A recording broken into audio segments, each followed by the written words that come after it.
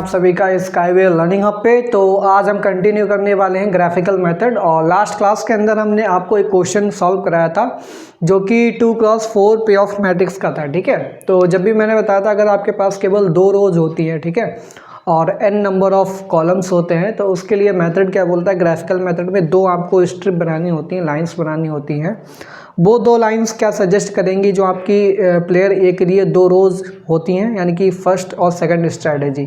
तो फर्स्ट और second strategy एक 2 स्ट्रेट लाइन आपको बनानी पड़ेंगी। ठीक है, तो एक लाइन फर्स्ट स्ट्रैटेजी को डिनोट करेगी फॉर प्लेयर ए और एक line second strategy for player ए के लिए डिनोट करती है। दोनों के बीच में 1 यूनिट लेंथ का गैप होना चाहिए। ठीक है, जो कि आप स्केल से मेजर करके ले सकते हैं। साथ ही साथ उसके बाद आप जब प्लॉटिंग करेंगे तो 2x n टाइप की मैट्रिक्स में जैसे आप लीनियर इक्वेशन सॉल्व करते हैं, लीनियर इक्वेशन के सोल्यूशन निकालते हैं, वैसे पेयरिंग करनी होती है। तो आपको फर्स्ट स्ट्रैटेजी सेकंड वाले में किस पॉइंट पे मैप हो रही है, इस तरीके से पॉइंट लेने हैं, फिर उनको ज्वाइन करा देना है। उनसे जो एक स्ट्रेट लाइन मिलेगी वो प्लेयर बी की स्ट्रैटेजी को डिनोट करेगा। ठीक है, तो इस तरीके से ए के लिए 2 पैरेलल लाइंस होती हैं और बी के लिए ये लाइंस जो ग्राफ प्लॉट कर रहे हैं वो लाइंस निकल के आती हैं। फिर उनमें क्या होता है, जो मिनिमम लोएस्ट रीजन होता है, ठीक है, जो लाइंस हैं उनसे बाउंडेड जो लोएस्ट रीजन होगा, उस लोएस्ट रीजन के अंदर जो मैक्सिमम पॉइंट होता है उस पॉइंट को आप कंसीडर करेंगे। ठीक है, फिर उस पॉइंट पे देखेंगे कौन सी 2 स्ट्रेट लाइन इंटरसेक्ट कर रही हैं। जो भी 2 लाइंस इंटरसेक्ट करेंगी वो देखेंगे कौन सी स्ट्रैटेजी को डिनोट कर रही हैं, और वही 2 स्ट्रैटेजी क्या हो जाएंगी, डोमिनेंट स्ट्रैटेजी हो जाएंगी। बाकी रिमेनिंग स्ट्रैटेजी को हम नेग्लेक्ट कर देंगे। ठीक है, तो ये मेथड होता था और उसके बाद 2x2 में रिड्यूस हो जाती थी मैट्रिक्स। फिर आपको वही अरिथमेटिक मेथड का यूज़ करके वैल्यू ऑफ द गेम और ऑप्टिमल स्ट्रैटेजी निकालनी होती। तो आज हम यही सब कंटिन्यू करेंगे और आगे कुछ और क्वेश्चंस लेंगे, वो स्टार्ट करेंगे। बट उससे पहले मैं आप सभी लोगों से रिक्वेस्ट करना चाहूँगा, अगर आप लोग हमारे चैनल पे नए हैं तो प्लीज़ चैनल को सब्सक्राइब कर लीजिए और बेल आइकन भी प्रेस कर लीजिए। ठीक है, और ये सेकंड क्वेश्चन आपका MJPRU रोहिलखंड यूनिवर्सिटी के अंदर पूछा जा चुका है। ठीक है, तो रोहिलखंड यूनिवर्सिटी में आया है ये क्वेश्चन सॉल्व। अब जरा यहाँ पर सबसे पहला स्टेप क्या होता है, सैडल पॉइंट चेक करना। ठीक है, तो इधर लिखेंगे solution step number 1। Saddle point के लिए रो में मिनिमम देखते हैं तो मिनिमम -1 आएगा, यहाँ पर प्लस का 2 आएगा। ठीक है, तो ये मिनिमम वाले मिल गए हमें। फिर कॉलम वाइज मैक्सिमम चेक करेंगे। मैक्सिमम यहाँ पे 4 है, यहाँ पे 3 है, यहाँ पे 3 है, यहाँ पे 6 है। तो आप देख पा रहे हैं 3 6 मिल रहा है। ठीक है, 3 मिल रहा है, इधर 4 मिल रहा है, लेकिन कोई भी ऐसा पॉइंट नहीं आ रहा जहाँ पर मिनिमम मैक्सिमम सेम पॉइंट पे अकर कर रहे हैं, यानी कि सैडल पॉइंट तो इसमें नहीं है। ठीक है, तो क्या लिखेंगे, हियर इन दिस पे ऑफ मैट्रिक्स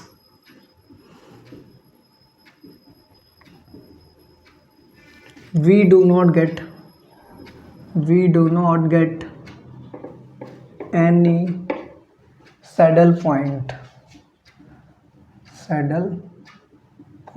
ठीक है, अब जब सैडल पॉइंट नहीं मिलेगा फिर क्या, किस मेथड पे चलेंगे, फिर हम चलेंगे डोमिनेंस प्रॉपर्टी का यूज करेंगे। तो डोमिनेंस प्रॉपर्टी अगर यूज करते हैं तो देखिए डोमिनेंस प्रॉपर्टी के अंदर रो तो 2 है ही हमारे पास, बस कॉलम कैसे भी करके 2 मिल जाए तो 2x2 में कन्वर्ट हो जाएगी है। तो क्या यहाँ पर डोमिनेंस रूल अप्लाई होगा या फिर नहीं होगा, ये हमें चेक करना है। ठीक है, तो हम क्या करेंगे, डोमिनेंस रूल के लिए देखिए कौन सी रो ऐसी कॉलम ऐसा है जो दूसरे कॉलम के कंपैरिजन में मैक्सिमम आ रहा है। ठीक है, तो फर्स्ट सेकंड को कंपेयर कराते हैं तो 2 4 और यहाँ पे 2 3 एंट्री है, यानी कि 2 4 वाला डोमिनेंट है। तो 2 4 को तो हम यहाँ पर हटा सकते हैं। ठीक है, 2 4 को हटा दिया तो अभी के लिए आप इतना भूल जाइए, मैट्रिक्स आपके पास केवल इतनी है। ठीक है, 3x3 की जितना हाइड किया मैंने। अब इस मैट्रिक्स के अंदर देखिए अगर फर्स्ट और सेकंड कॉलम को कंपेयर कराते हैं तो पहली एंट्री तो छोटी पड़ गई, यानी कि ये नहीं हो सकता है। इसका इससे कंपैरिजन कराते हैं तो 2 - 1 से बड़ा, लेकिन 3 6 से छोटा हो जा रहा है, यानी कि इसका कंपैरिजन दोनों से नेग्लेक्ट हो गया। अब इस कॉलम का कराते हैं तो इस कॉलम का इससे कराएंगे तो 3 2 से बड़ा, लेकिन 2 3 से छोटा है, यानी कि इससे भी नहीं। फिर इसका इससे कंपेयर कराएंगे तो 3 -1 से बड़ा, लेकिन 2 6 से छोटा है। ठीक है, तो ये वाला कॉलम भी नहीं मैक्सिमम देगा। ये वाला कॉलम ये तो -1 वैल्यू ऑलरेडी दे रखा है जो कि 2 3 से छोटा ही है, तो अब आगे ये फर्दर रिड्यूस नहीं होगी, ठीक है। तो 2×3 में तो कन्वर्ट हो जा रही है, लेकिन 2×2 में भी नहीं कन्वर्ट हो रही है। तो यहाँ पर डोमिनेंस रूल भी फेल हो गया। तो जब डोमिनेंस रूल भी फेल हो जाए, सैडल पॉइंट भी ना मिले, मिनिमैक्स क्राइटेरिया भी ना लगे, तब जा कर के हम इन मेथड्स पे आते हैं, ठीक है। तो यहाँ पे लिखिएगा, तो क्या बोल सकते हैं, हेंस डोमिनेंस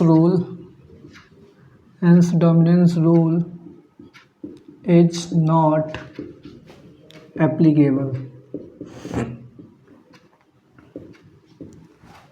अब जब डोमिनेंस रूल भी ना लगे तब आएंगे ग्राफिकल मेथड पे, ठीक है। तो लिखिए, नाउ वी रिड्यूस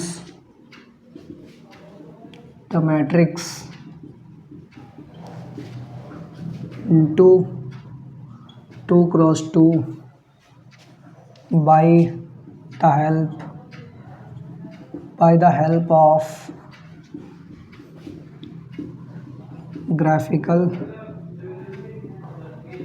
method, ठीक है। नंबर 4 आपको ग्राफिकल मेथड के बारे में बताना है कि कैसे आप प्लॉट करेंगे।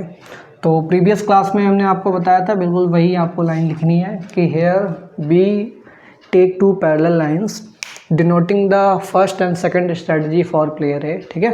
तो प्लेयर ए के लिए जो फर्स्ट और सेकंड स्ट्रेटजी को डिनोट करेगा, 2 पैरेलल लाइंस आपको लेनी है, फर्स्ट सेकंड, ठीक है।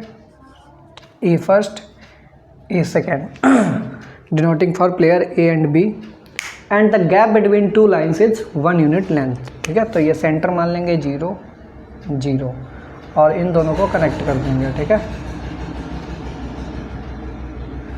तो इस तरीके से 2 आपको स्ट्रेट लाइंस कंसीडर करनी है, ठीक है। उसके बाद क्या लिखेंगे, now we plot the graph, ठीक है। Now we plot the graph. अब ग्राफ कैसे प्लॉट किया जाता है तो मैक्सिमम देखिए 6 तक जा रहा है, मिनिमम -1 तक जा रहा है। तो यहाँ पर -1 -2 -3 -1 -2 -3, ये -1 -2 -3, एक का गैप ले रहे हैं, -1 -2 -3 1 2 4 5 6। अब देखिए यहाँ पर पेयरिंग वाइज हम जैसे ग्राफ प्लॉट करते हैं कार्टेशियन प्लेन में, बिल्कुल वैसे करनी है। तो 2 का 4 पे मैपिंग हो रही है, ठीक है। तो 2 4 पे जा रहा है, 2 कहाँ पे, फर्स्ट वाली लाइन पे आएगा, देखिए फर्स्ट के सामने, देखिए फर्स्ट रो में जितने भी एलिमेंट्स लेंगे वो यहाँ पे प्लॉट करेंगे पॉइंट उनका, और सेकंड वाले के पॉइंट्स इस लाइन पे प्लॉट किए जाएंगे। तो 2 वाला आ रहा है फर्स्ट लाइन पे, तो 2 वाला फर्स्ट लाइन पे आ गया, और सेकंड पे 4 तो सेकंड पे 4, और इन दोनों पॉइंट्स को हम करा देंगे ज्वाइन। तो इन दोनों को जब ज्वाइन कराएंगे तो ये स्ट्रेट लाइन किसको डिनोट करेगी, प्लेयर बी के लिए फर्स्ट स्ट्रेटजी को, तो बी फर्स्ट लिख देंगे। ऐसे ही 2 3 पे जा रहा है, तो पहला 2 और दूसरा 3 वाला पॉइंट, तो 2 3 पे जा रहा है, तो ये वाली लाइन हो जाएगी बी सेकंड। फिर 3 2 पे जा रहा है, तो 3 पॉइंट यहाँ है, 2 पॉइंट यहाँ है, तो 3 2 पे जा रहा है, तो 3 2 पे चला गया, ये हो जाएगा बी थर्ड। फिर -1 6 पे जा रहा है, तो -1 ये 6 है, तो -1 और 6 को ज्वाइन करा दीजिए, तो ये हो गया बी 4, ठीक है। जब आपने ये ज्वाइन करा दिया, फिर आपके पास देखा जाता है ये जितना भी बाउंडेड रीजन है, सबसे लोअर रीजन कौन सा है, तो लोअर रीजन में आपके पास ये वाला रीजन मिल रहा है, ठीक है, ये वाला रीजन मिल रहा है,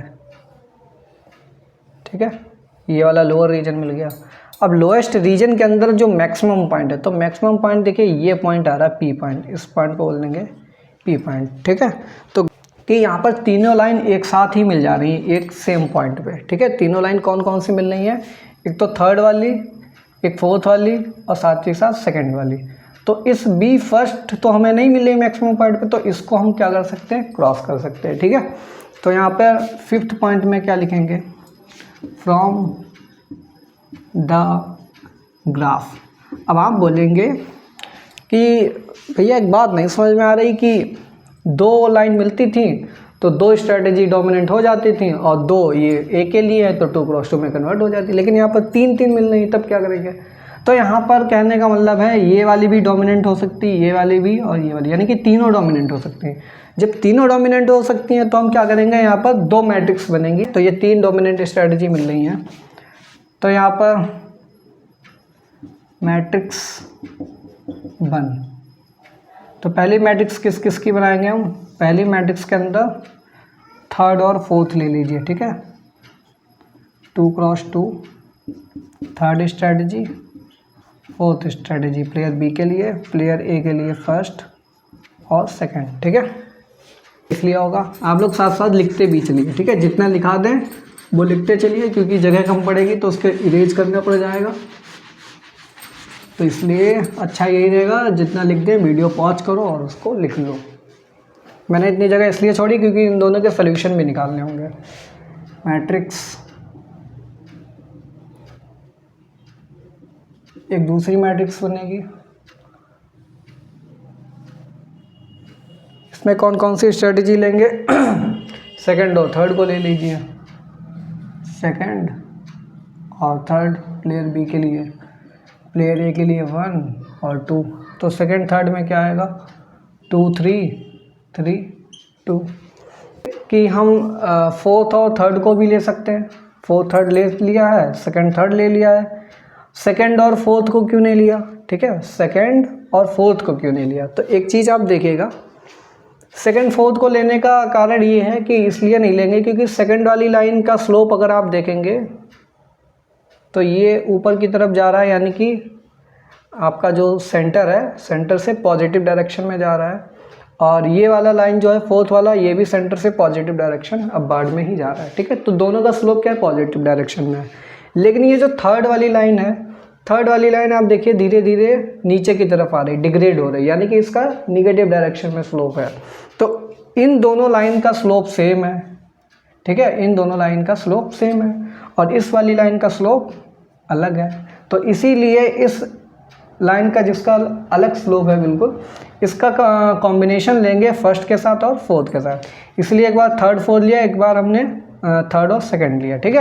इसके बाद क्या करेंगे, यहाँ पे लिखेंगे ऑडमेंट, यहाँ पे लिखेंगे प्रोबेबिलिटी, ठीक है। इसकी प्रोबेबिलिटी x1, ये x2 हो जाएगी, इसकी प्रोबेबिलिटी बाई 1 बाई 2 हो जाएगी। यहाँ पे भी लिखेंगे ऑडमेंट और प्रोबेबिलिटी, ठीक है। ऑडमेंट कैसे निकालते हैं इसमें डिफरेंस लेंगे, 6 और 2 का डिफरेंस 4 आएगा, जो कि यहाँ लिख देंगे। 3 माइनस माइनस प्लस हो जाएगा, 4 हो जाएगा, ठीक है। इनका ऑडमेंट लिख लीजिए, 3 2 का डिफरेंस 1 आएगा, जो कि यहाँ पे लिखा जाएगा। 6 और -1 का 7 आएगा, जो कि यहाँ पे लिखा जाएगा। प्रोबेबिलिटी में क्या होता है, दोनों को ऐड कर दीजिए, 8 आएगा, और ऊपर 4 है तो 4/8 यानी कि हाफ हो जाएगा। यहाँ पर भी 4/8 इक्वल टू हाफ हो जाएगा। तो ये x1 आ गया और ये x2 आ गया। यहाँ पर प्रोबेबिलिटी बाई 1 इक्वल टू 7/, दोनों को ऐड कर दीजिए, 8 आएगा, और बाई 2 इक्वल टू 1/8 आएगा। और ऑप्टिमल स्ट्रैटेजी क्या हो जाएगी, प्लेयर ए के लिए ऑप्टिमल स्ट्रैटेजी में प्रोबेबिलिटी x1, x2 क्या हो जाएगी 4, प्रोबेबिलिटी हाफ, हाफ हो जाएगी, ठीक है। और ऑप्टिमल स्ट्रैटेजी प्लेयर बी के लिए आप जब लिखेंगे तो प्लेयर बी के लिए क्या हो जाएगा, थर्ड और फोर्थ ले रहे तो फर्स्ट सेकंड तो है ही नहीं, तो उनके लिए 0,0, और थर्ड फोर्थ के लिए क्या हो जाएगा 7/8, 1/8, ठीक है। तो ये तो आपके पास सोल्यूशन आया है पहली मैट्रिक्स से निकल के। जब वैल्यू ऑफ द गेम निकालेंगे तो 3 × 1/2 होगा, ठीक है। 3x1 और 2x2 ये हो जाएगा यहाँ पर 3x1 और 2x2, सॉरी। तो यहाँ पर इसको कर लीजिए 3/2, और ये हो जाएगा 2/2, तो ये हो जाएगा 5/2, क्या हो जाएगा 5/2। तो वैल्यू ऑफ द गेम क्या आएगा 5/2, और ये माइनस का 5/2, ठीक है। इनका मल्टीप्लाई कराया जाता है, ठीक है। और यहाँ पर भी सेम आपको क्या करना है, ऑडमेंट्स लिखना है, ऑडमेंट्स, और यहाँ पर प्रोबेबिलिटी, ऑडमेंट्स और प्रोबेबिलिटी क्या हो जाएंगी, x1 x2 हो जाएगी, बाई 1 बाई 2 हो जाएगी, ठीक है। पहले ऑडमेंट निकालेंगे, 3 2 का डिफरेंस 1, 3 2 का डिफरेंस 1, 3 2 का डिफरेंस 1 1, सब जगह 1 1 हो जाएगा। प्रोबेबिलिटी हाफ हाफ, यहाँ पर भी हाफ, यहाँ पर भी हाफ, तो ये बाई 1, ये बाई 2, ये x1, ये x2। तो यहाँ से आप निकालेंगे दूसरा solution, value of the game, value of game. तो वैल्यू ऑफ गेम क्या होगा, 2x1 3x2, 2x1 plus 3x2, तो 2x1 की वैल्यू हाफ प्लस 3x2 की वैल्यू हाफ, तो ये आ जाएगा 5/2। यहाँ से भी सेम आया वैल्यू ऑफ द गेम, ठीक है। तो ये हो जाएगा v is equal to 5/2 for A and -5/2 for B, player B के लिए हो जाएगा। तो ए के लिए 5/2 और प्लेयर बी के लिए भी -5/2। अगर ऑप्टिमल स्ट्रैटेजी की बात करें, ऑप्टिमल स्ट्रैटेजी फॉर ए, तो ए के लिए अगर बात की जाए तो ए के लिए प्रोबेबिलिटी x1 x2 कितनी आ रही, हाफ हाफ, तो हाफ कॉमा हाफ हो जाएगा। अगर फॉर बी के लिए बात की जाए तो बी के लिए सेकंड थर्ड है, फर्स्ट वाली 0 है, तो 0 कॉमा सेकंड वाली के लिए कितनी है, हाफ कॉमा हाफ, और फोर्थ वाला यहाँ पर 0 है, ठीक है। तो ये सेकंड सोल्यूशन है और ये फर्स्ट सोल्यूशन है, ठीक है।